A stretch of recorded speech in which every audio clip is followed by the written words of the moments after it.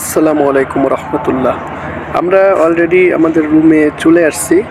তো রুমে আসার পরে একটা জিনিস দেখে আমি খুবই অবাক হয়েছি এবং খুব ভালো লেগেছে আমার, এবং অ্যাকচুয়ালি আমার কলিজাটা ঠান্ডা হয়ে গেছে এটা দেখে। হ্যাঁ, তো সেটা হচ্ছে আপনারা দেখেন, আমরা এই যে রুমে ঢুকেছি বা রুমে আসছি, আসার পরে আপনাদের এমন একটা জিনিস দেখাবো। হ্যাঁ, এটা দেখে সত্যি আপনাদের অনেক ভালো লাগবে। আপনারা দেখেন যে আমি জানলাটা খোলার সাথে সাথে দেখলাম পবিত্র কাবা শরীফের সেই কাবা শরীফের যে মিনারটা রয়েছে, অর্থাৎ জমজম টাওয়ার, যেটাকে আমরা ওয়াচ টাওয়ার বলে চিনি, সেটা আমার রুমের জানালা খোলার সাথে সাথে আমি দেখতে পেলাম এবং খুবই খুবই ভালো লেগেছে আমার এটা দেখে, এবং খুবই আনন্দিত হয়েছি এবং আমার কলিজাটা ঠান্ডা হয়ে গেছে।